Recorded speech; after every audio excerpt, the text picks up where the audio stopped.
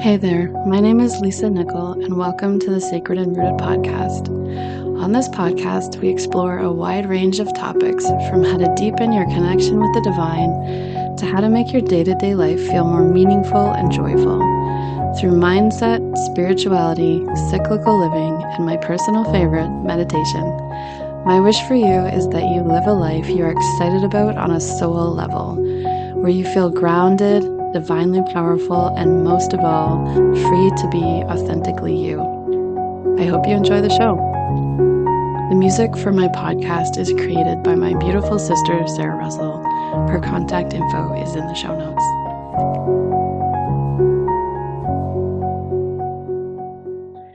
Hello, this is Lisa. Welcome to the podcast. Thanks for being here.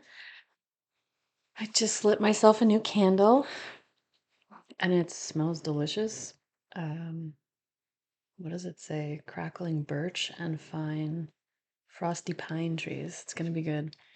From a local merchant here in Manotick, called what is it? White Clover Soap. I just went there the other day and it was a nice store. It was great. I love kind of exploring new things. Anyway, this episode kind of has me a little fired up. Hopefully I don't get into sound too ranty or anything. Um, It feels like the last several days, if not obviously months and months and months, but definitely this weekend has really kind of feels like some puzzle pieces have dropped in to really give me more clarity on what I want to speak about today in this episode. And so the title of it is Moving from Fear-Based Thinking to Love-Based Thinking. And that might sound sort of far out and not really practical, but I would like to challenge you, I guess, to listen to this podcast with an open mind and see what parts of it, where you can sort of start becoming more intentional with the way that you're thinking, and to really, really move away from the fear because it is a time where it is really scary. You can probably go down a lot of rabbit holes in fear and anger and just bitter anger, it's just not um it's not fair what's happening to a lot of people in the world. And I guess when I say we, those of us who are not directly impacted and do not need to be on the front lines of literal, all the walkouts, all of, keeping track of your neighbors, noticing where ice is, and then notifying the community forums. Like those folks are in it, and that is where they need to be. Unfortunately, not that they should be there, but that's a lot to hold for them. And so for the other folks in the world who maybe aren't directly impacted yet by some of the real intense, wars, the stuff happening in the US, Iran, like people are fed up all over the place. And to just also, as far as what can we do, to take this as sort of something to consider, in how each one of us can play like a really pivotal role in moving the world and humanity into a different time and different space. And from that, a lot of these, uh, you know, a lot of these situations won't even be a thing in the future if we can move as a collective into a different state of existence. And we have lived in capitalism, we've lived in the patriarchy, we've lived in this sort of this experiment for about whatever, I mean, 2000 years, something. It's been a long time. And this is where it's got us. This is where it's got us. So, like, I think that experiment has failed. And the thing that I see happening now is it is a time of change. It is a time of upheaval. It is a time of doing things differently. And it's which really does trigger everybody to it's scary. It feels scary because it's not comfortable. It's not comfortable. And I really just really um we need to override that feeling of fear in the sense that where it keeps us from staying human and seeing other humans as humans. If that makes any sense. Hopefully, by the time this podcast is over, it'll make much more sense to you. But when we're in fear, you have a huge tendency to want to other people, and it's like us and them, and me and you, and whatever. This country against that country, and this religion against that religion, whatever. And we need to be as a collective, we need to, say we're done with that. We're done with that. We are a human race, humanity on this planet. This planet is so, so, so small in the grand scheme of the universe and all of the galaxies and all of the freaking things. Like it's like a pin size. It is so small. And to think that we, have marked out all these delineations and reasons why um, you know, we're here, they're there, and this and that, and we're gonna fight wars over oil. Like it's so exhausting. And so let's just, I guess I would love it if you could listen to this podcast, hold your, suspend your judgments and your natural, maybe internal voice as far as how maybe idealistic I am, but I do have some, it does, I have a logical, rational way of explaining this that I think will hopefully encourage or even spark your curiosity onto how could this work for us. And that's all I want. I just want to kind of put in the seed into your hearts and minds about how might this work. And it can feel most of the time like it's too big to stop. Like the momentum is too big. It's too heavy to hold back. We can't change now, sort of thing. And I think that is wrong. We all over the place, we are seeing people stand up for what they believe in, for human rights, for basic civilian rights, for, just being compassionate humans, on the planet. And that really is encouraging, even if it doesn't maybe feel like it changes a whole lot in any given day. Over time, it will. And it is, I would argue. So, back to the title of the podcast. Moving from fear-based thinking to love-based thinking. And so basically, I am a student of A Course in Miracles, which I think is one of the most, I mean, I don't want to say the most. It's a lovely, lovely read if you're so inclined. It is a little bit of reading every day for a year. And the whole point of it, it's not a religion, it's not a nothing, it's just moving literally step by step, day by day, from fear-based thought systems to a love-based thought system.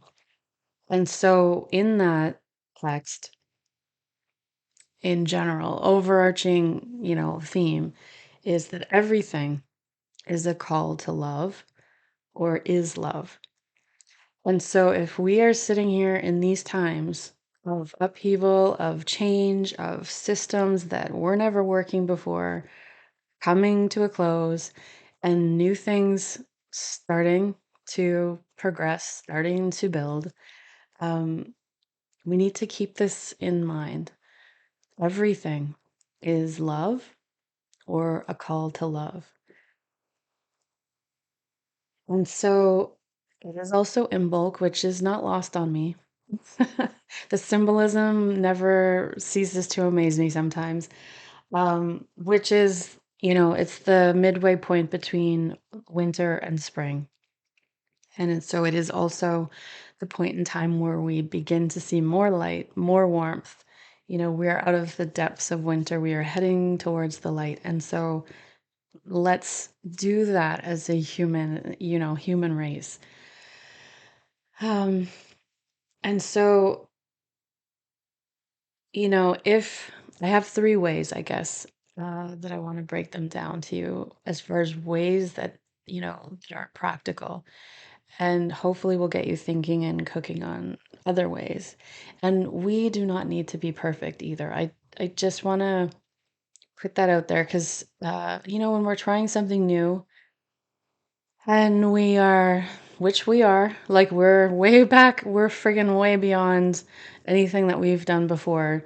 Uh, and so we are trying something new. So people will get things wrong. People will make mistakes. People will do something that impacts you, in a poor way, but not even maybe intending it to. And so keep that in mind as well, where, if we stop expecting people to be perfect in the way that they move in this new, as they're trying to do something new, and I mean, I might argue better than what we have currently. Um, to really allow them a couple missteps without like that cancel culture that really seemed to be, you know, on top of everyone's mind a few years ago was just horrendous. And I mean, there was definitely some people that needed to be canceled, in my opinion. But others where it was, you know, a misspeak, a misstep, a miss something, and just it was like, that's it. That must be the entire person's essence. They must be horrible people, blah, blah, blah. And that's it. And so we do need to just pull away from that trigger or that reaction of canceling and to really move towards, to lean towards, um, if we do take that seriously, that everything, that each person has value, that each person is worthy of their existence here, um, then we need to bring back our curiosity as to, how do they think? Like if they don't agree with something you think, and nobody holds the truth with a capital T, like there is no truth that big that one person holds. And so as a collective, we need to actually start talking to each other and really with curiosity, not judgment and just like, this is what I think. I think, everybody's else is just shitheads, like that kind of thing we need to get away from and really understand like what are people's concerns, because I've never found somebody, and I mean obviously there's some really big assholes out there. There's such a minority. Like it's like 1% or whatever. Um of the world. There's most people by and large are good people. They are well intended. People think that they are doing what's right for their families, their community, whatever. And so it's like, okay, so if that's what you think, and that's what I think I'm doing, And so it's like, okay, well, so we're not coming from an evil, schemy place. So what are the commonalities? What are the commonalities? And work from there. Um, and so so part of moving into this, like what I think is the future is this just genuine respect for people, all people. And if we have that, then we have to have a certain respect for how they've come to the decisions they've come to, and to get curious about that so we can really see, um, we can, I guess, stay in that thing, like the thought of the love-based thinking instead of the fear of like, oh, they think something different than me. Like, geez, they like, to other them, to minimize them, uh, to then sort of write them off as like completely useless and not part of the, part of the plan and not part of anything good. And so if we ourselves, each one of us, um, can see ourselves as more than just our physical bodies, more than just like our little kind of small human existence, where we have this body, we go to work, we go to school, we, do whatever we do in our day, and it's just a very 3D material existence. The way to move into that mindset of love-based thinking is to really, really, really embody the truth that is that we are all eternal. We are all timeless. Like, we need to really connect with our souls, the soul that is within this body, that is just here. It's using this body as like a, it's like a, it's, there was what, an author that had something like the game of life. Like, it's like we're here for more fun than we probably imagine, and just to experience ourselves as love on this planet. And so part of that is to really understand that, like to understand the bigger perspective, to really uh, connect with our timelessness, to really have a spiritual practices, inspirational things to really pull us into that bigger picture that, um, so we're not so attached to our smallness and thinking that that's all we have and that's all we can do.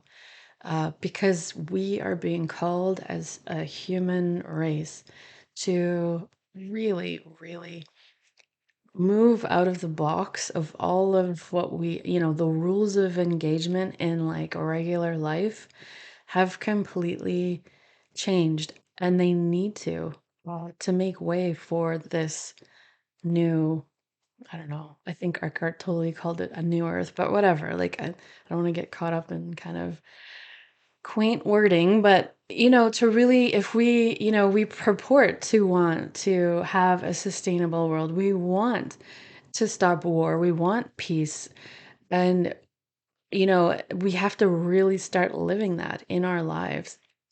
And we don't get peace with a fear-based mindset, because there's always going to be things to fear, because they are just going to be new things and things that we are not, you know, used to, and things that we've never come across before. And it's going to be a little fearful. And so we just really need to understand, I guess, like the depth of embodiment required here, that we can each do in our own little, we can do it in our house, we can do it at work, we can do it everywhere in our lives, that will move the needle on everything that we have, all the problems we have right now. Because every one of you has, has a job somewhere, has a family that they impact, has community that they impact. And so if we can have people all over the world that are moving, from a fear-based thought system to a love-based way of existence, we are going to change structures inherently. Because I work as an engineer, someone else works as a teacher, someone else works in government, someone else works in, with the police, someone else works with, I don't know what, whatever. Like, every people are everywhere, and they work in all different genres, and so every system changes as people with different perspectives and different ways of looking at things move into these positions.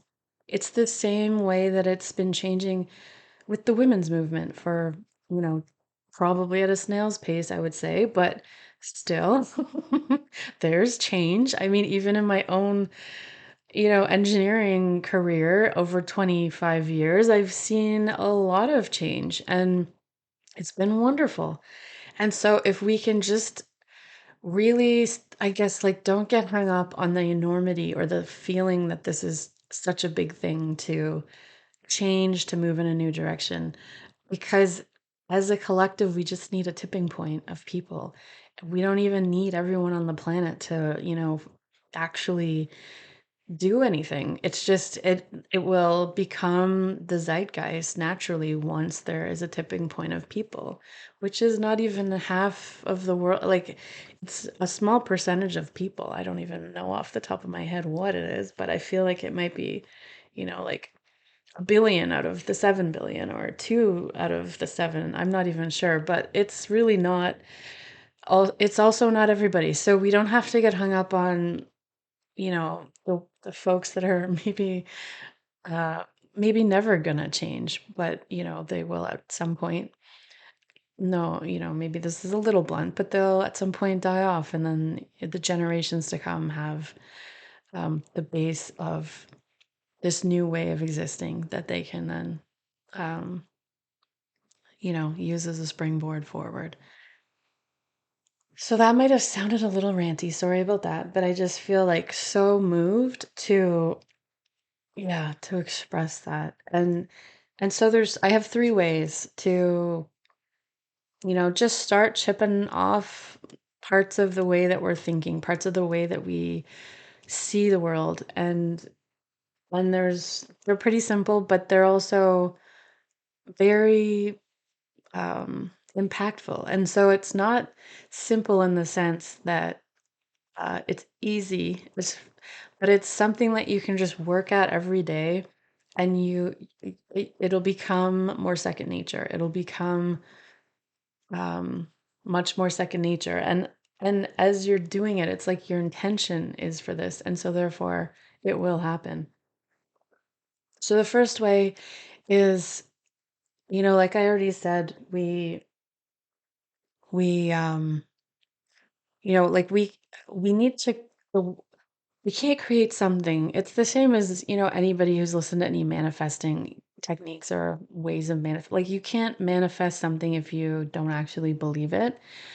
And so for yourself and for, if you don't really match that vibration, it's not gonna come through the same way.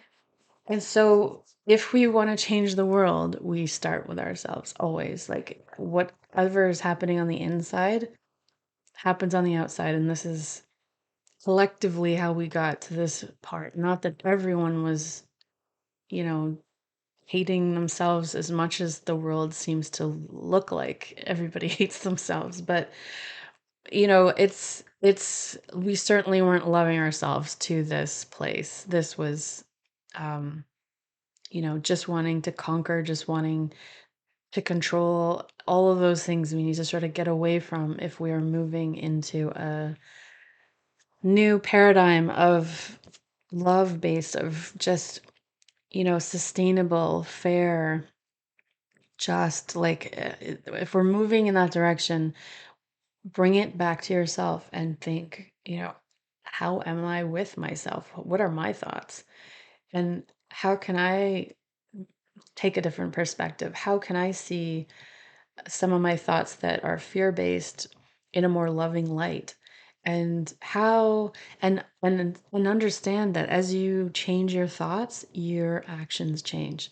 And it's not going to feel like the most, earth shattering thing, but it is a way of existing that will, weave through your life, weave through your family, weave through your community for decades to come and for centuries on. And so this is what we're doing here. This change is not a, 1 month situation and we're good. This is like a retelling of the story that we want to call our existence.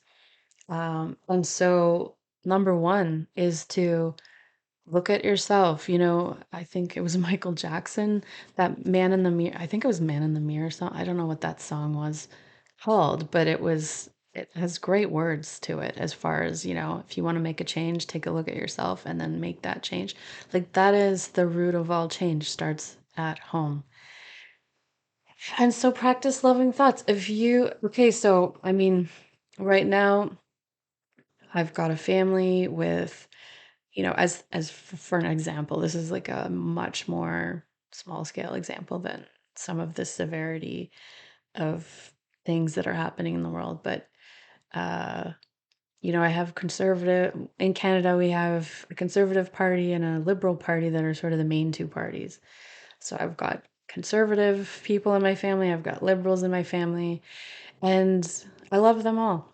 Um, I we certainly have some heated debates, but I have to say that when we get down to an issue that's super contentious and we can talk it out, where it's like, okay, so I get where you're coming from or what you want to see change, but like, what's the underlying reason for that? Or what is your underlying concern about what is happening now versus what you want to change? And we always get down to the same things.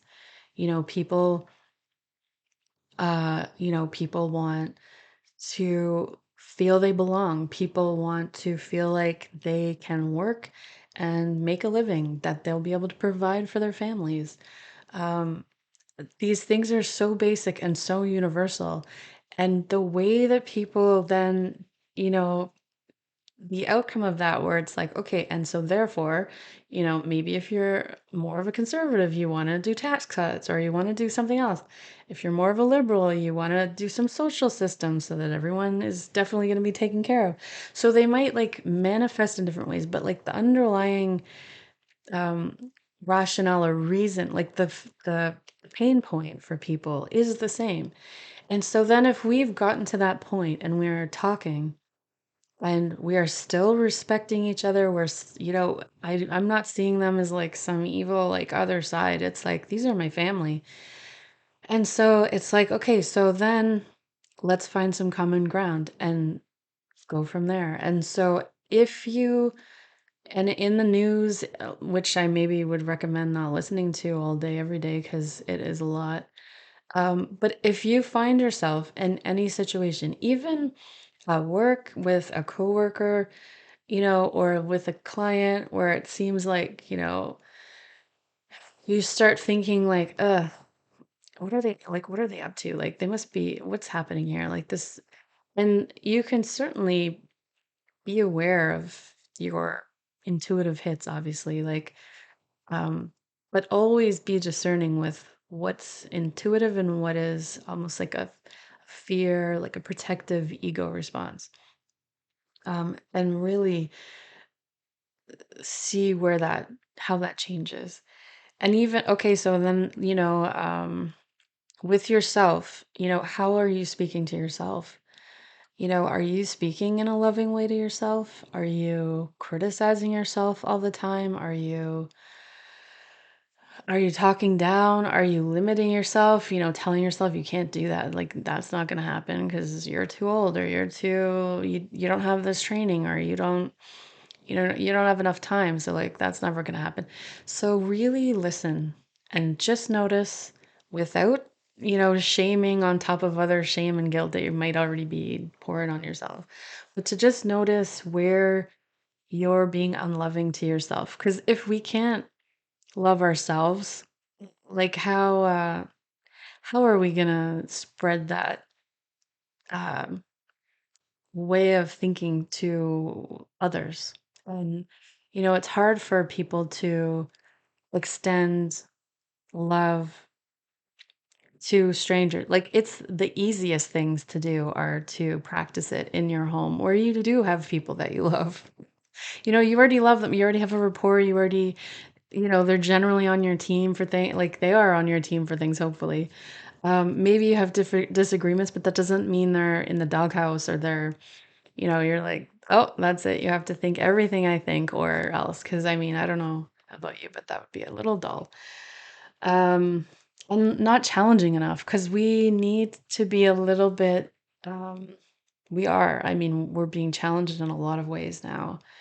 But we need that to really reconsider, I guess, why we do things, how we do things. Is that really what I meant to do, or is that really how I wanted it to come out? How could I change my approach for next time, that kind of thing. And so for yourself, notice just for the next week, for the next few days, what are your thoughts in a weekly, daily basis to yourself, and what could you replace them with? The ones that are a little bit, um, well, that are fear-based, where it's your, you know, very old, ancient way of existing. Your ego wants to protect you, wants to keep you in your box because that's the safest place. But that is not um, what you're here to do. Like, this life is adventure for your soul. And so when you are thinking on a higher, more expansive level of your, the view you have of your life, then you are naturally going to want to get out of that box and experience some new things and see, like, what can I dance with? What can I play with?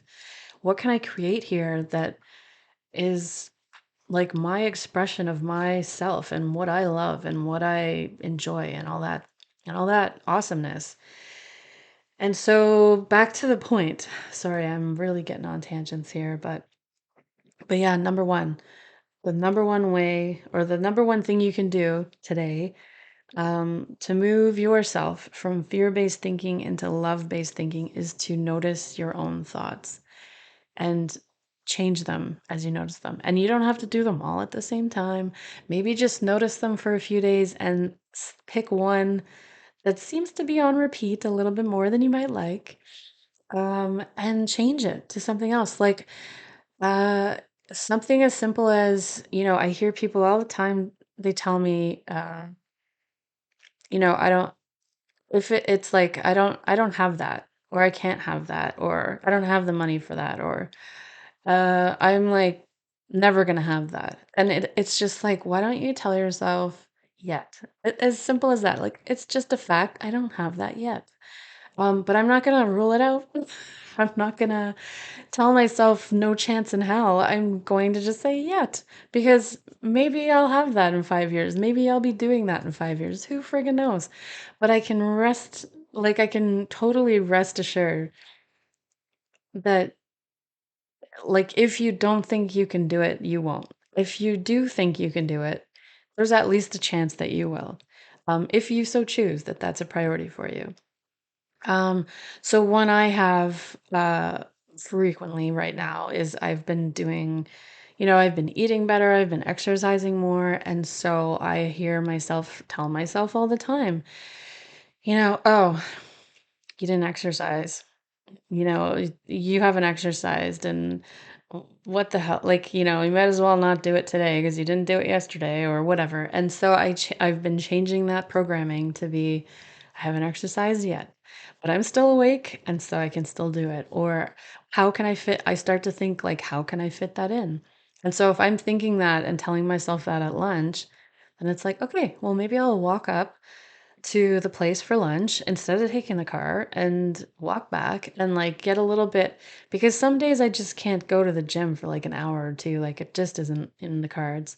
But what I can do is fit in a bunch of little walking exercises. I've put weights in my room so that in the morning and before bed I can do a couple things, and it's making a difference. And it's not a huge amount of time. It's not like I'm officially going to the gym and it's this big thing.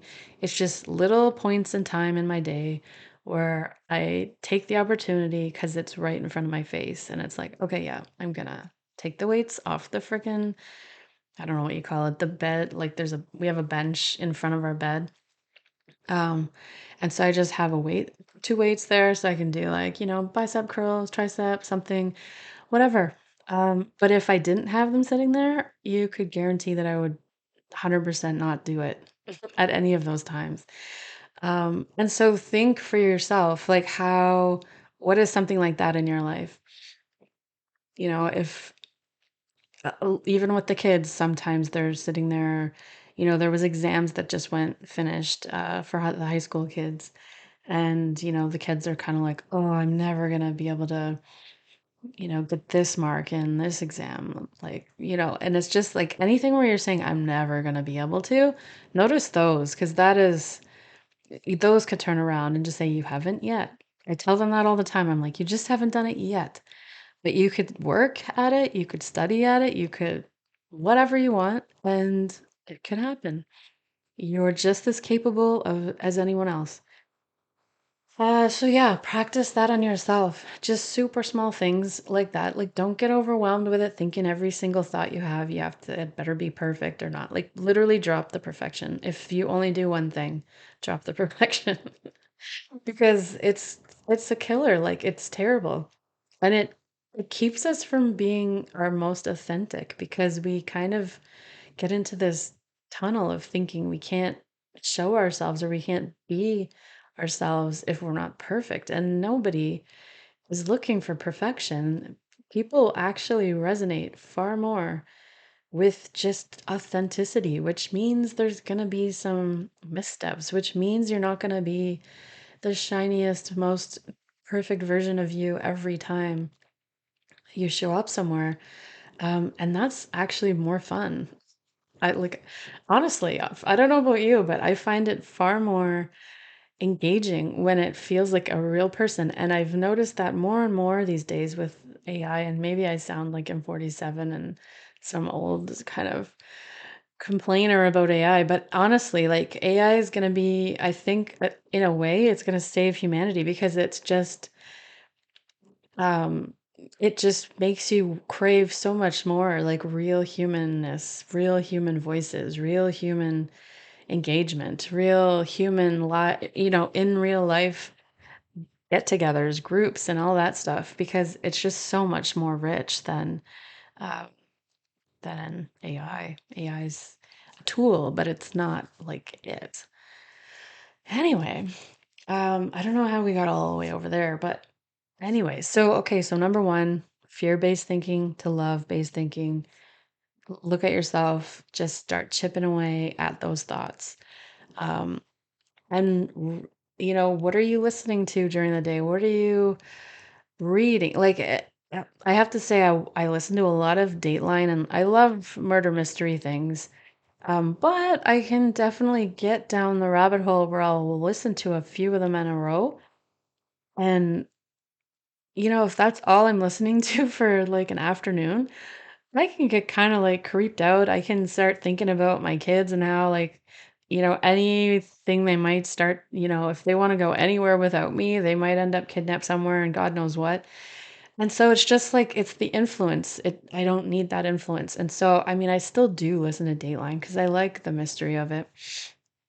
Um, but I don't listen to it all afternoon. I listen to it like once a week or something like that, where it's just like a little spice in my life. It's not literally my life. And so just start to notice, what are you engaging with and what brings out the best in you, what inspires you, what does inspire you to be a more loving person, a more loving influence in your own life and also everybody else's life that come across and are, in relationship with.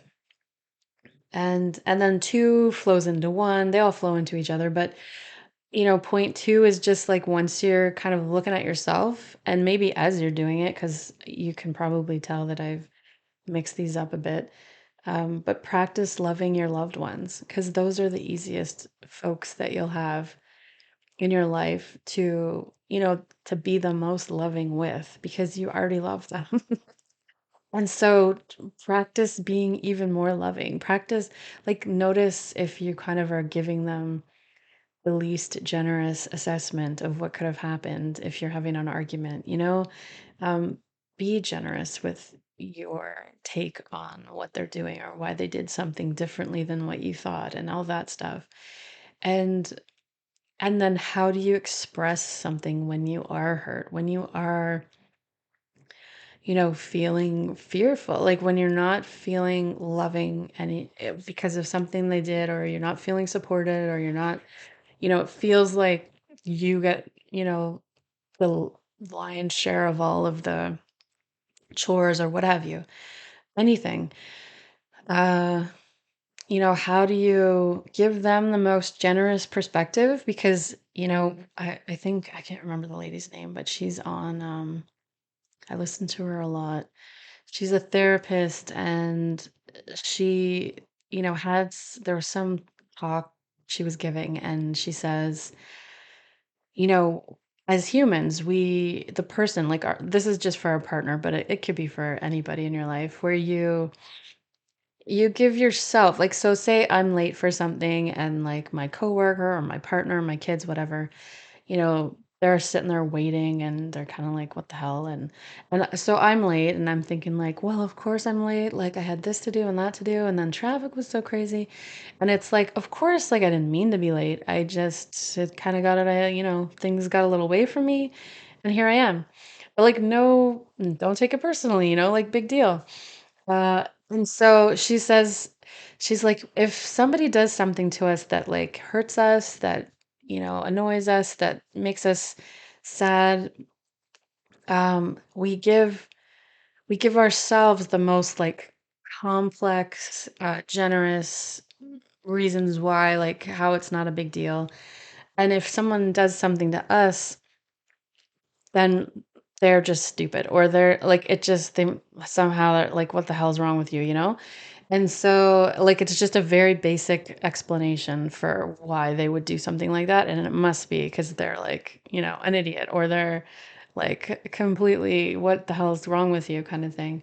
And so we need to reverse it. And instead of giving ourselves the most, well, not reverse it, but share that logic with everybody. And so it's like, okay, well, if I'm late and, it, there's nothing major that happened, that, it's not like I got into a car accident and I'm late. It's like I'm just late because my last meeting ran late. I didn't leave on time. Maybe there's some traffic, but it probably is mostly to do with the fact that I didn't leave enough time for it anyways to get to the next place. And so you can apologize and all that, and so the person who's receiving you late could think, instead of thinking like, geez, she's just so disrespectful, it could just be like, oh yeah, okay, her day, whatever. Okay, sure, no problem. It doesn't have to be like, wow, so rude, so and disrespectful, so this, so that, because that is not who I am. And so you could certainly have a conversation about it where it's like, well, you know, I really do think being on time is important, and this and that. So then the other person is aware of like the importance you place on it. So hopefully they can leave some more time in the future. But just to be aware of when you're in relationships with people, and this isn't just your romantic relationship or just your kids, but anybody that, your extended family, to give them the most generous view or kind of interpretation, and to see where they're coming from, and to really hear, what's going on with them. And to just understand people on a more complicated, like we know for ourselves, each one of us is, far more gray. We're not black and white, or there's so much, you know, um, to each person. Like it's not just like a one and done answer. Like if you like this, then this must be everything else that you're about. Or if you do this, then this must be the whole explanation on you. There's so much nuance and so much contradiction even between things in one person, that if you take every person and you think, okay, yeah, like sometimes people run late, sometimes, they have to cancel. It's like, it's not personal. It's just lives being lives, and to just accept it and let it roll off, and see how it goes next time. See if it's a trend, see if it's just one thing, and don't let it bug you.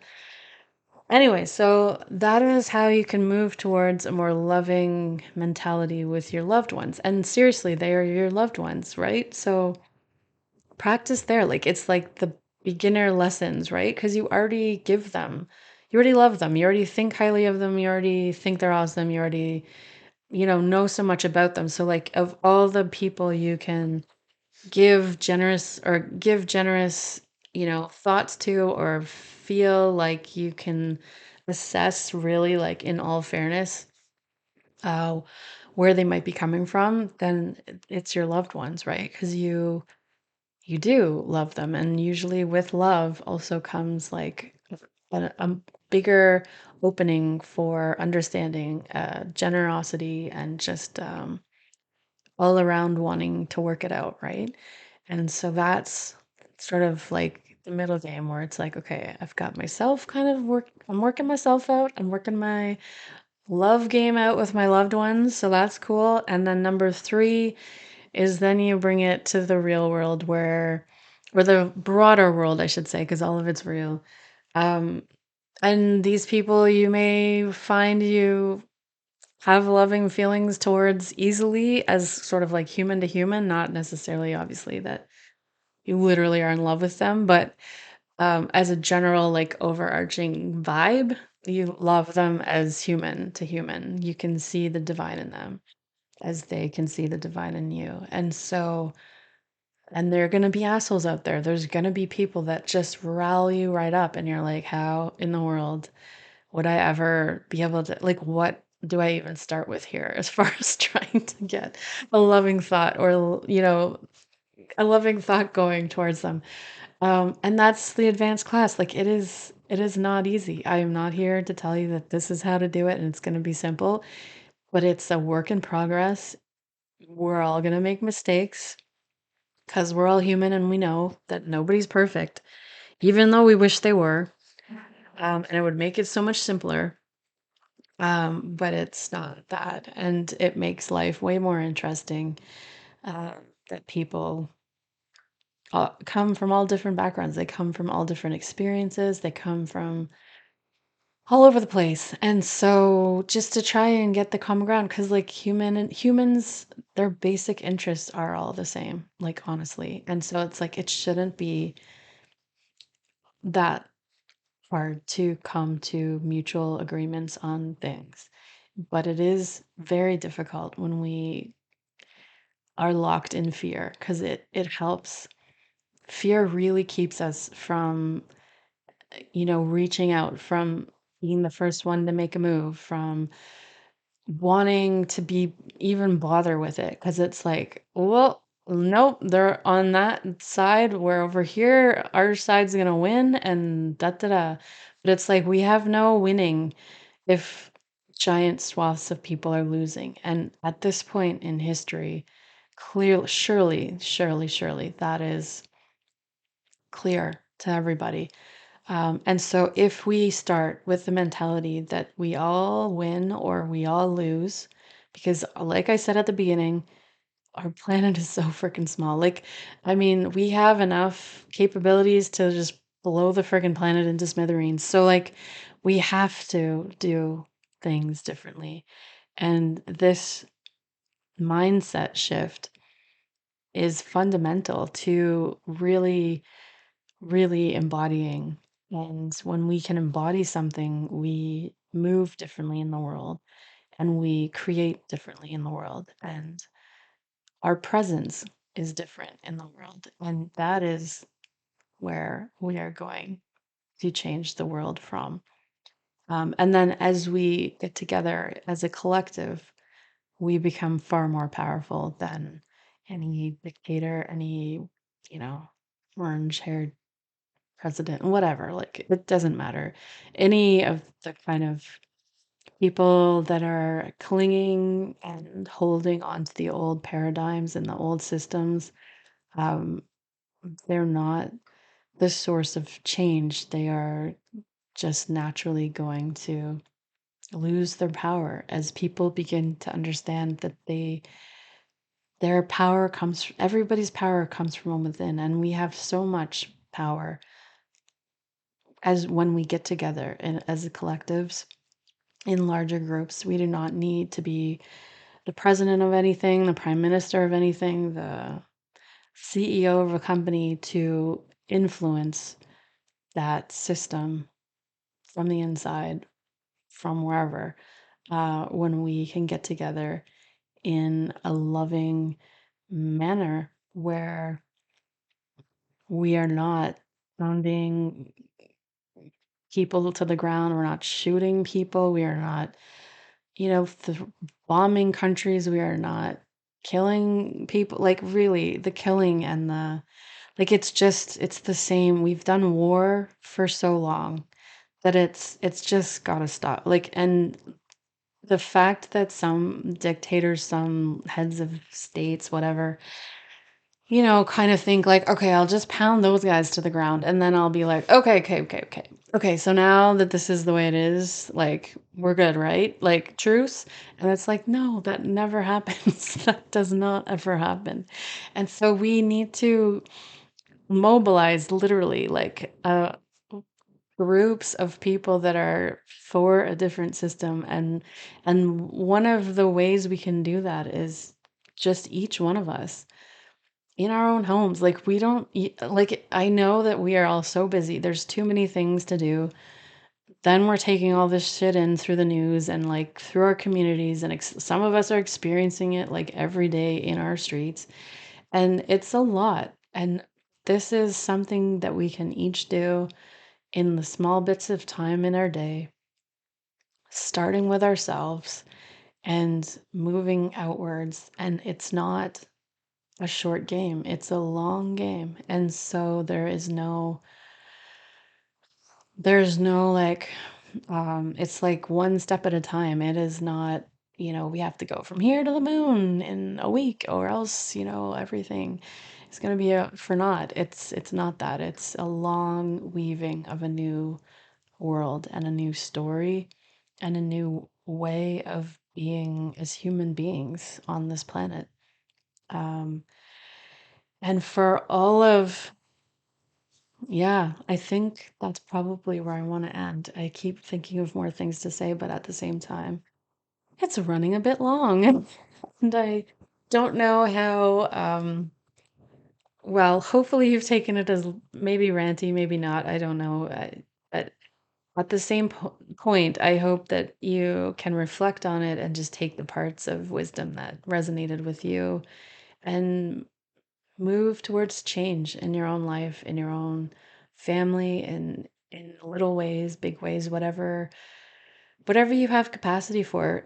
Because the other side of it is rest. Like, take it easy, because this is a long game and we need to be here for the long run. And if we all kind of burn ourselves out trying to do everything all the time, like, we're never going to make it um, to the finish line. And we all want to I want all of you to make it to, the new way that we are going to create this world, because I think it's going to be amazing. Um, but yeah, the fear-based thinking, we need to really kind of, and it's insidious. It can disguise itself as so many things. And so just to really start to chip away for yourself, for your family, your kids, like, just start to notice where you can turn something around and word it differently, think about it from a different perspective, lean into love. Something that I always ask myself when I find myself kind of overwrought with something is just like, what would love do? Like, where can I put more love into this? And until I get the answer, and I haven't ever got this answer yet, which is friggin' frustrating sometimes, because I'm like, seriously, I feel like I already did enough. But no, like, there's so, we really are programmed to kind of protect ourselves and protect our kind of clan, like, it's tribal, right? And so at this point in time, though, like, the world has more than enough resources for everyone. So we don't need to be fighting about resources. And so if we get away from like that base tribal, way of existence where it's like power over, control over, so then you can have all of the things. And then and these people, need to listen to you. That we have to etch out. And that is fear based. That is like minimalist. Like, not minimalist. It's like there's not enough. It's like scarcity, right? And so scarcity mindset is the same as fear-based, where it's just like if I don't keep mine or I don't protect mine, then I'll lose and then you'll win and then I won't have anything and they'll have everything and all that. Like this is what we're creating is not it's not that. It's like we have enough. We have freaking shit tons of energy, whatever kind of energy you want. We have lots of it in the world for everyone in the world. And so we don't need to be in survival mode all the time. And so if we were coming from a place of like we can win-win here, we can work together, we can like be cohabitators of this planet without maybe we don't have I mean if love is too strong a word, it's like mutual respect and understanding, something like that. Uh, and so if that's where we're coming from, then things will change. We will be setting up different systems than we have now. We will be in business differently than we are now. We will teach our children differently than we do now. We will exist between countries differently than we do now. Like there, it's just gonna weave in so many directions because, like I said before, each one of us we have our little network of things that we impact in our each life. And there's 7 billion of us on the planet. So we start to really spread the new way of existing. And it's already spreading. And the other thing um, that actually really heartens me as far as just like a natural trigger to like a different way of existing is that women are getting more and more money. And at least for now, money equals influence, if you want to say. Like, so if you have extra money, then you can donate it to, like, and women are generous. They share their resources with, their community more so than men, because men are sort of the providers for the families, and that's their role. And women are the sort of the hearts of the community and the hearts of the family, that kind of thing. And so as women, um, I think I can't remember the stat, but it was like and I don't even remember the year, which is unfortunate. I should have looked it up before, but it just came to me now. But it was something like by 2050, say, um, it might have even been sooner, but like just the fact that like the baby boomers of the planet are going to be dying off and they are going to be, you know, their kids are going to be inheriting whatever. Um, and so inadvertently, it's women are just gonna have even if that was the only thing anybody was doing, women will then be in control of whatever amounts of money more than ever before in history as far as like, the current world order. Um, and so then, like as women own businesses, as women run their own businesses, as they have autonomy to like move in the world their own way. They don't have to like listen to their husband and only do their husband's thing. Um, that changes the way that businesses, operate in your community. That changes the way people are employed. I have an engineering firm, and it is not a typical engineering firm. I have to say. Um, and some of it, I mean, all of it is obviously I don't want to take credit for all of it, but it's like I think there's a lot of women at our office, and some of it is just the fact that they can see that women can own the company and women work at the company. And so women like to work for us because then they know that they're not entering a workplace that has, it's all men and it's gonna, come with general ways of existing if you're just in an all man culture.